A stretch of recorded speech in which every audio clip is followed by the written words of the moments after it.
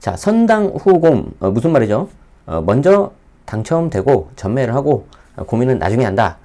분양권 투자에 있어서 아주 뭐 많이들 쓰시는 그런 용어인데, 다만 분양권 취득하실 때 좀 몇 가지 조심하셔야 되는 두 가지가 있습니다. 어떤 것들인지 오늘 제가 좀 설명을 드리도록 하겠습니다. 자, 일단 분양권이 뭡니까, 여러분? 주택을 취득할 수 있는 권리죠. 권리. 중요한 게 주택 자체는 아니고 그걸 취득할 수 있는 권리라는 거예요. 그래서 아시는 것처럼 분양권 자체가 주택은 아니다. 참고로 지금 분양권은 주택 분양권에 대해서 제가 좀 설명을 드리는 겁니다. 자, 그런데 이 분양권이 주택은 아닌데 안타깝게도 주택수에 포함이 되고 있습니다. 그리고 이 주택수라는 게 더욱더 안타까운 게 뭐냐면 취득세, 보유세, 종부세 말하는 겁니다. 그리고 양도세, 이 세 가지가 전부 다 그 기준이 다른데, 취득세에 있어서는 2020년 8월 12일부터 포함이 됐고요. 양도세에 있어서는 21년 1월 1일부터 주택수에 포함이 된 거죠. 지금은 여러분들 아시는 것처럼 23년 6월이기 때문에 당연히 주택 분양권을 취득하면 취득세 주택수도 포함이 되고 양도세 주택수도 포함이 됩니다. 그런데 이게 왜 중요하고 조심해야 되느냐? 아시는 것처럼 원래 주택수가 중요한 거는 양도세 비과세였어요. 왜 그러냐면 1세대 1주택 비과세를 기본으로 해서 일시적으로 예외적으로 1세대 2주택에서도 일부 비과세가 되는 케이스가 있었거든요. 그래서 주택수를 따지는 게 굉장히 중요했는데 2020년 8월 달에 지방세법이 개정이 되면서 취득세도 양도세와 비슷하게 세대기준 주택수를 따져서 기본세율, 즉 1에서 3%가 아니라 8%, 12% 이렇게 중과를 매겨버린 거죠. 자, 그래서 주택수가 굉장히 중요해졌는데, 다시 말씀드리지만 취득세 주택수 다르고 양도세 주택수 기준이 다르다. 그래서 이 날짜는 여러분들이 좀 불편하시더라도 반드시 외워야 되고요. 뒤에 이제 어떤 식으로 또 규제가 완화될지 모르지만 현재 기준으로서는 이 내용들을 다 알고 계셔야 됩니다. 그래서 눈치 빠르신 분들은 눈치채셨겠지만, 아, 내가 분양권, 주택 분양권을 취득할 때 취득세에 있어서 뭔가 이슈가 될 수 있구나. 그리고 양도세에 있어서도 이슈가 될 수 있겠구나. 이 두 가지를 여러분들이 아셔야 된다는 거고요. 거기에 대해서 설명을 드리도록 하겠습니다. 자, 이 경우 취득세가 어떻게 되는지 한번 좀 보겠습니다. 내가 주택이 이미 두 채가 이렇게 있습니다. 1번 주택, 2번 주택, 파란색하고 노란색 주택 이렇게 있어요. 자, 그리고 나서 내가 분양권을 취득을 하는데 비조정에 있는 분양권을 취득을 한다고 하겠습니다. 자, 그런 이후에 1번하고 2번 주택을 매각을 하는 거죠. 그래서 1번하고 2번 주택이 이렇게 없어져 버린 상태예요. 그리고 나서 이 분양권이 이제 빨간색으로 주택으로 완공이 되는 거죠. 그럼 여러분들은 보통 어떻게 생각을 하시죠?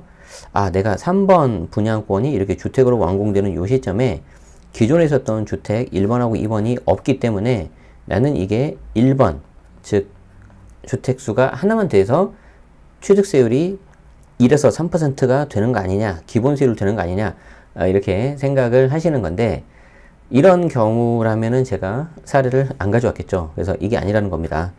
이게 아니고 이때 관련된 취득세는 취득하는 그 시점, 그러니까 언제입니까?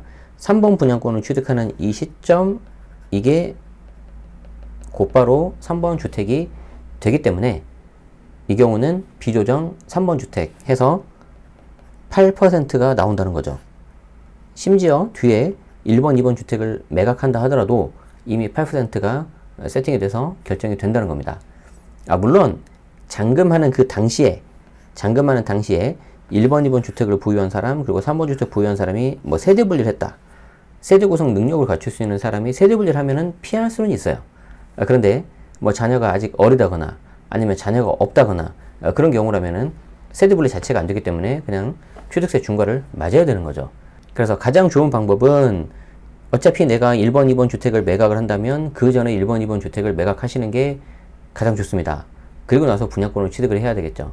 그게 아니라면 방금 말씀드린 세대 분리를 해서 자녀 등에게 증여해서 세대 분리를 하셔야 되겠죠. 그래서 일단 무조건 사고 나서 나중에 고민하자 이러면은 안 된다는 거예요. 아시겠죠? 자, 취득세를 알아봤으니까 이제 비과세, 양도세 부분을 좀 살펴봐야 되는데, 내가 가지고 있는 주택이 A주택입니다. 그리고 나서 분양권을 취득을 해요. 지금은 이제 이미 23년이기 때문에 21년 1월 1일 이후에 취득하는 분양권을 중심으로 보겠습니다.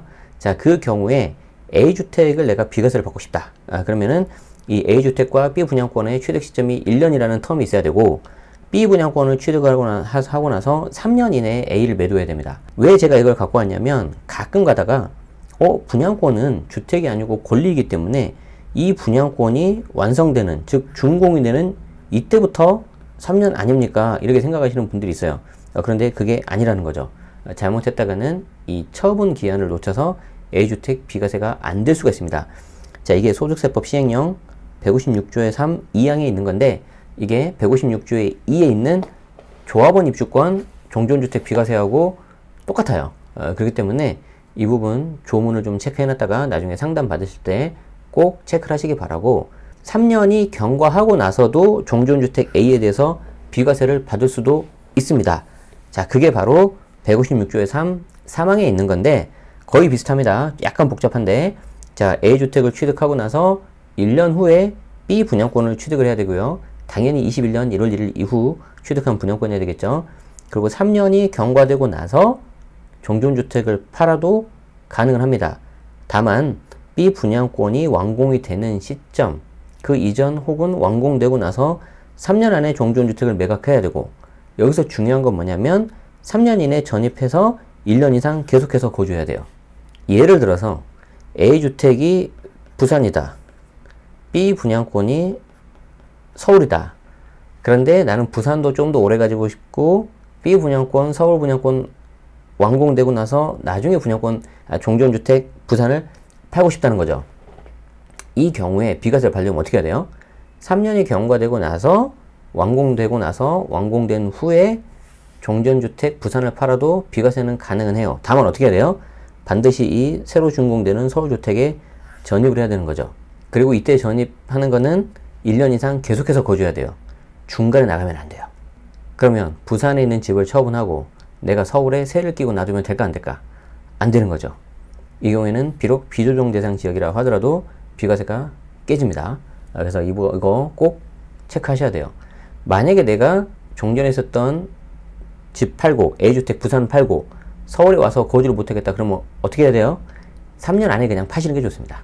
이렇게 보시는 것처럼 분양권은 주택은 아닌데 주택수에 포함이 돼서 특히 취득세, 그리고 종전주택 비과세 굉장히 좀 복잡해질 수가 있어요. 그리고 이 분양권이 21년 1월 1일 이후에 취득한 거냐 아니면 그 전에 취득한 거냐에 따라서 또 결과가 달라질 수가 있습니다. 그래서 항상 여러분들 여러 가지 케이스가 있을 수 있기 때문에 조심하셔야 되고요. 취득하기 전에 반드시 취득세, 양도세 모두 체크해야 된다. 이거 제가 꼭 강조 드립니다. 아시겠죠? 정말 중요합니다. 그래서 일부 몇몇 분들이 성당 후공이라고 막 이렇게 취득하시는 경우가 있는 걸로 알고 있는데, 그러시면 안 됩니다. 그래서 반드시 취득하기 전에 해당 내용을 좀 체크하셔야 되고, 본 영상이 거기에 대해서 도움이 되시면 좋겠습니다. 더 많은 내용은 제 책에 나와 있고요. 그 외에 구체적인 사항들까지 나와 있으니까 한번 참고하셔도 좋겠습니다. 네, 도움이 되셨다면 좋아요, 구독 부탁드리고 저는 다음 시간에 또 뵙겠습니다. 고맙습니다.